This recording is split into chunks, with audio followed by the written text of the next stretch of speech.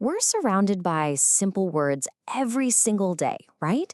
But what if hidden inside those tiny fragments is the entire story of a life? Before we begin, if you enjoy stories like this, please follow the channel and share this video. It genuinely helps this page grow and allows me to create more stories for you. Okay, let's dive in. So, how did it all begin? Every story has to start somewhere. And this one, well, it doesn't kick off with a big bang. It's more like a quiet whisper. Just a simple feeling, really. The very first piece of a huge puzzle. This is it. This is where it all starts. That quiet, totally unguarded moment where you just realize it? It's like an anchor. The world just clicks. I am happy. And then, of course, there's the other person. And you see them and you think, not in a bad way, not at all, but with this fond little smile, you are busy. Just this whirlwind of motion, always building something, always creating. It's that beautiful chaos. Yeah, that's what makes them who they are. And then, before you know it, that I and that you, they just sort of melt together. They become a we. It's a whole new thing. We are content. It's not this big, dramatic, roaring fire. Nope. It's more like a steady, warm glow. That quiet hum you hear when two lives just fit. And that little world they've built, it starts to ripple out. Maybe it's a friend or a sister, someone close. They see it. They catch that feeling, and it reflects right back. She is happy. Suddenly, their joy is lighting up other people's lives too. But things can't stay that simple forever, can they? Because even the most perfect little worlds are, well, fragile. And that's when real life, it starts to knock on the door. You've got obligations, ambitions, just time, and it all starts pulling at the seams. And boom, there it is. The first little fracture. For the very first time, they aren't we anymore. It's I am here, and he is on a trip. It's just physical distance, right? But that kind of space, it has a way of quietly carving out an emotional one too. It's a whole new variable in what used to be a really simple equation. And it's not just them. Remember their friend, the happy one? Well, her world is demanding its price too. She is studying, she's focused, she's driven, which is great, but in that focus, she's also a little more separate. That circle of responsibility just keeps getting tighter. It's not about individuals anymore. Now it's they are working. That collective weight, careers, commitments, it becomes the new gravity. It's what pulls everyone through their days. And this is where that little crack becomes a huge chasm. Because while some people are working, studying, just struggling to keep their heads above water, others are just gone. You all are on vacation. How does that even happen? How did two worlds that were so close just drift so impossibly far apart? That shared rhythm they had, it's just gone.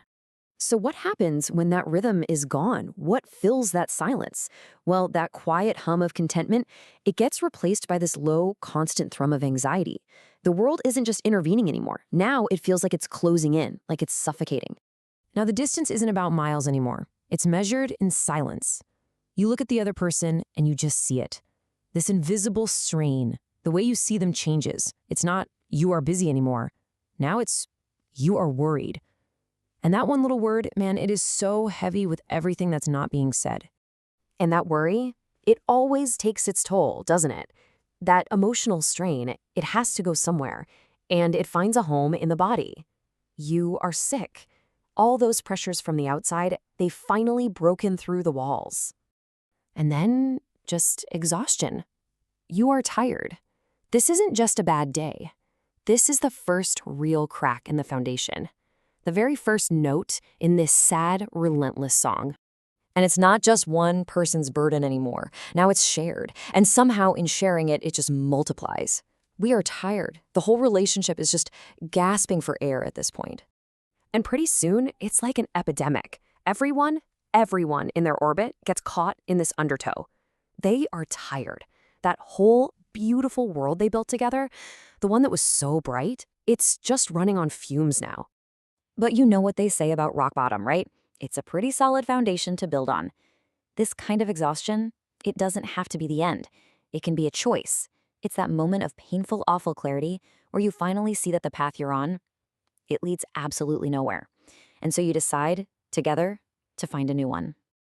And it all starts with one single brave statement. We are ready. Ready to change. Then comes the real work. We are studying. Not books, though. They're studying each other again. Relearning that language they almost forgot. They are at the park. They're getting back to those simple, quiet moments. And all of it, every single step, leads back to this one grounding, powerful truth. I am here. I'm present. I'm available. I'm home. Okay, so we just watched an entire life play out, didn't we? A story of love and distance and struggle and coming back together, all told with just a few incredibly simple words. But what actually was that? Where did that story really come from? A life isn't lived in grand declarations. It's built from a million tiny statements of being. I mean, just think about that. This is the whole idea right here. The really profound truth is that our lives, they're not defined by some epic, sweeping speech. They're defined by the small, everyday sentences we use to just exist. I am. You are. We are. Okay, here's the reveal, the heart of this whole thing. Every single sentence we just used to tell that incredibly human story, from I am happy to you are busy, all the way to we are tired, do you know what they are? They're basic conjugation examples for the verb estar, from a beginner's Spanish lesson. It wasn't a poem. It wasn't some grand piece of literature. It was a language tutorial. And yet, it told the story of a lifetime. It really makes you wonder, doesn't it? What story are your own simple everyday sentences telling about you? If this story moved you or made you think differently, share it with someone who needs to hear it, and follow the channel for more stories like this.